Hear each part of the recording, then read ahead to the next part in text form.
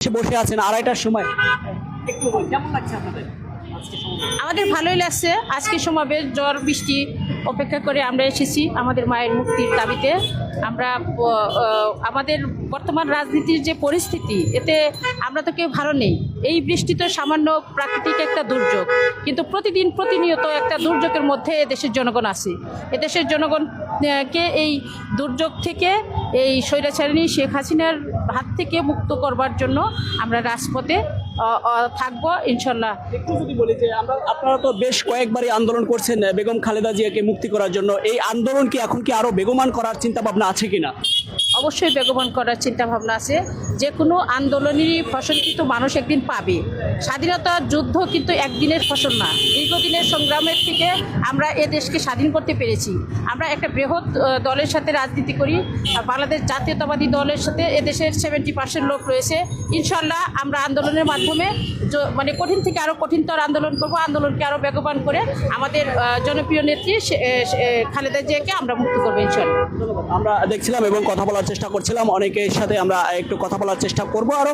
এবং দেখতে পাচ্ছেন যে নয়া পল্টনে বিএনপির কার্যালয়ের সামনে কিন্তু আমরা দেখতে পাচ্ছি যে অসংখ্য এই কেন্দ্রীয় নেতৃবৃন্দরা কিন্তু না আসলেও অসংখ্য নেতাকর্মীরা কিন্তু ইতিমধ্যে আসা শুরু করে দিয়েছে। এবং দেখে যাচ্ছে, আমরা যদি একটু বলি যে নয়াপল্টনে কিন্তু বৃষ্টি হচ্ছে, নয়াপল্টন সহ রাজধানীর বিভিন্ন জায়গায় কিন্তু ছোট আকারে বৃষ্টি হচ্ছে কিন্তু, এবং আমরা সেটি দেখছি। তবে নয়াপল্টনে কিন্তু বৃষ্টি হলে, মাঝারি এবং ভারী ধরনের বৃষ্টি হলে কিন্তু রাস্তাটি ডুবে যায়, সেটি কিন্তু আমরা দেখছি। তবে এই বৃষ্টির মধ্যেই কিন্তু ইতিমধ্যে দেখছেন যে আপনারা নেতাকর্মীরা এসে কিন্তু বসে আছে এবং আমরা অনেকের সাথে কথা বলেছি এবং আবারও আপনাদেরকে যুক্ত করব এবং পরবর্তীতে আবারও এই সমাবেশকে ঘিরে কিন্তু আপনাদেরকে লাইভে যুক্ত করবো। সঙ্গেই থাকুন, কমেন্টস করে মতামত জানাতে পারেন।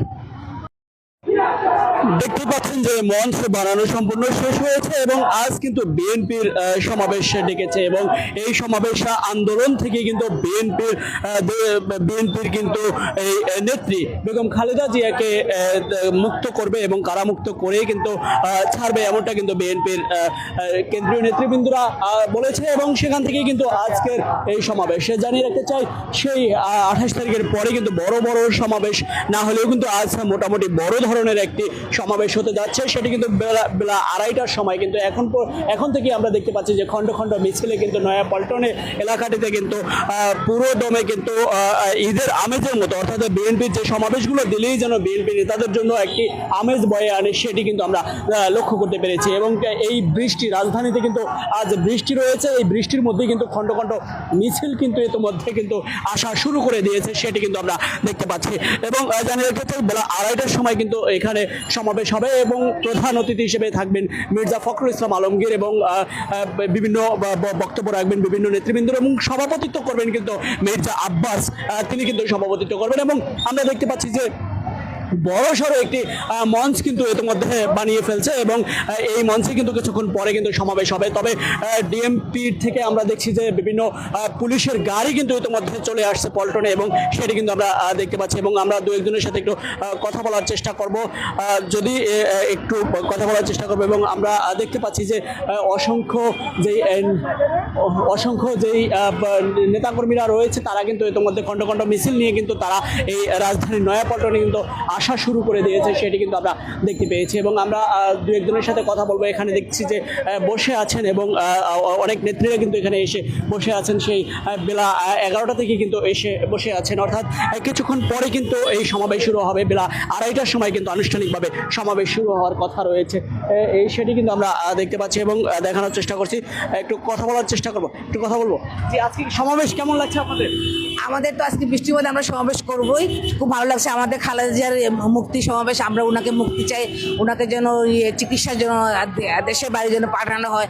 কিন্তু আমাদের সাথে অনেক অন্যায় করছে ওদের এই হাসিনা, ওনার একটা সদস্যকে উনি আমেরিকা লন্ডন পাঠিয়ে দিয়ে, কিন্তু আমাদের এত বড় নেত্রী ওনাকে কোথাও পাঠাচ্ছেন, উনি দুঃখে দুঃখে মরছে। আমরা এটার মুক্তি, উনি একনায়কতন্ত্রভাবে দেশ চালাচ্ছে, আমরা একনায়কতন্ত্র চাই না, আমরা খালেদা জিয়ার মুক্তি চাই, ওনার চিকিৎসা চাই। আজকের সমাবেশ এই জন্য আমাদের আমরা আরো দু একজনের সাথে একটু কথা বলার চেষ্টা করব।